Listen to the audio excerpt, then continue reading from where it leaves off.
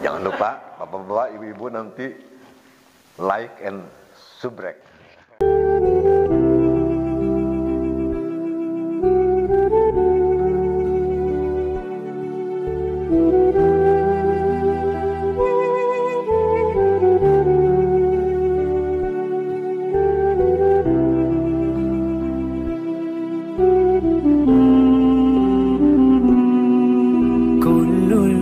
القلوب إلى الحبيب تميل ومعي بذلك شاهد ودليل. Oke, terima kasih. Guru saya memberikan nasihat kepada saya untuk khusyuk, untuk ikhlas. Itu nggak mudah, ya. Selama di dalam diri kita masih ada dunia, kita tidak akan bisa ikhlas. Tapi kan kita kadang-kadang merasa bahwa kita butuh kepada Allah, lalu kita beribadah. Itu baru sampai kepada orang yang ikhlas.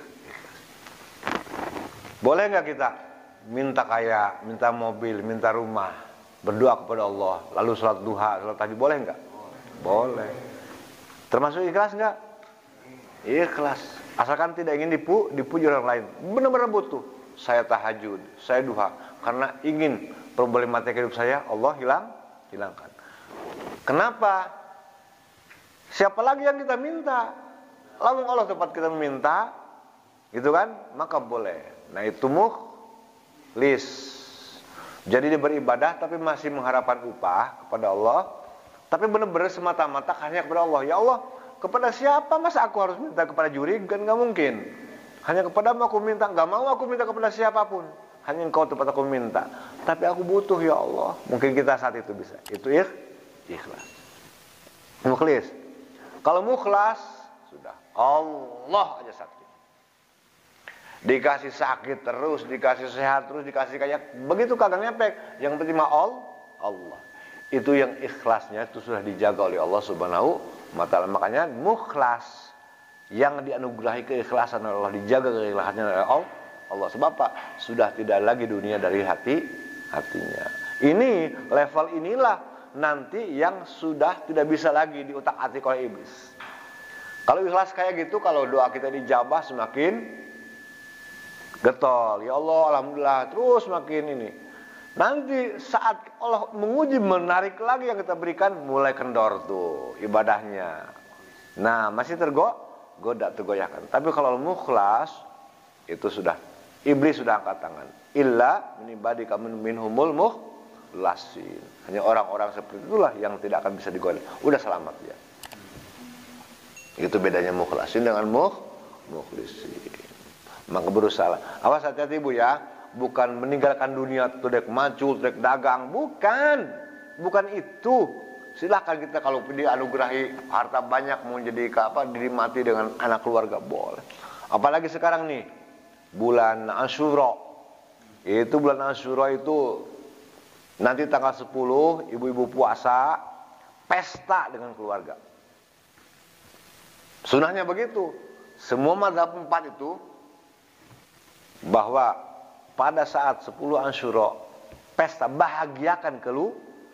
Artinya bukan pesta dangdut, bukan. Artinya bahagiakan keluarga kita. Yang biasa makan dengan telur ceplok, nanti bikin rendang padang. Kesukaan. Ajak keluarga kemana? Itu, ya harus itu tuh. Asyura besok tuh. Ya begitu. Kalau bisa mah puasanya dari 9. Tanggal 9 dan tanggal 10. Rasul kan nggak pernah kayaknya dulu puasa tanggal 9. Kalau tanggal 10 pernah. Begini.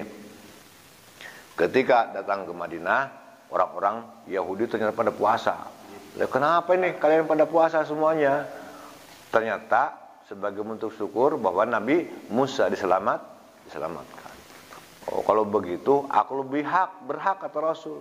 Tahun depan kalau aku masih panjang umur, insya Allah aku puasanya bukan hanya sekedar tanggal 10, tapi mulai dari tanggal 9. Ternyata Rasul keburu wafat. Nah kalimat itulah yang digunakan oleh Ahlussunnah wal Jamaah sebagai referensi, sebagai hujah bahwa puasanya di tanggal 9 dan tanggal tanggal 10. Dan itu adalah lebaran yatim. Selain kita bahagiakan keluarga pada malam itu, bahagiakan juga tetangga, bahagiakan juga yatim.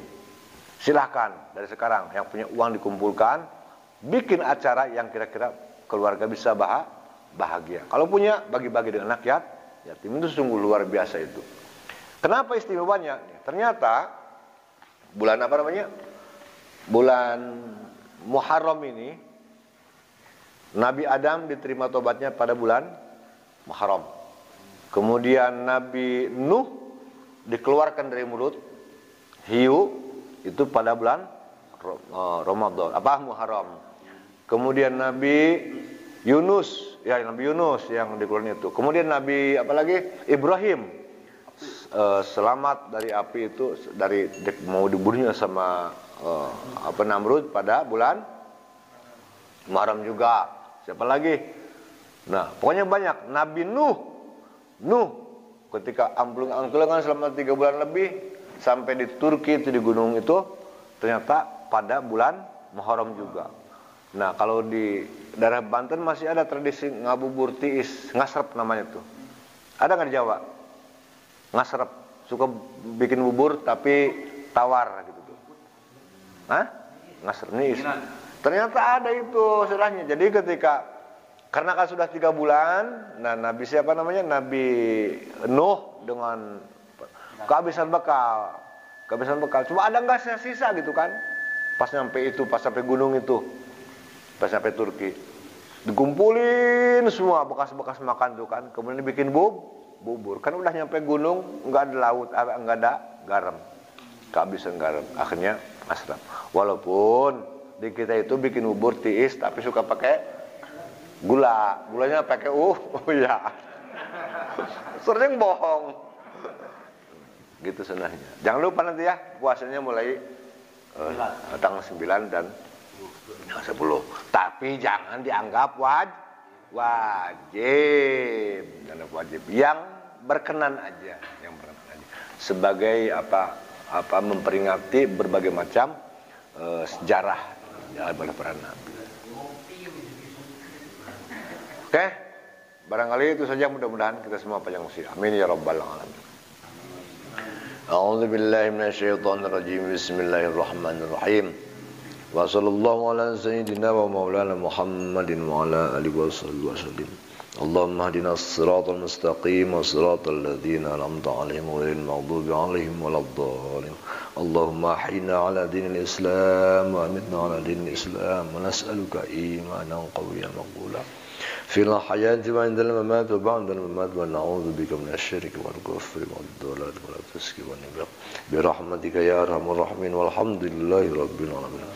Hadanallah wa iyyakum ajma'in wallahu muwaffiq liqamit thariq. Assalamualaikum warahmatullahi wabarakatuh. Jangan lupa bapak-bapak, ibu-ibu nanti like and subrek. Like dan subrek.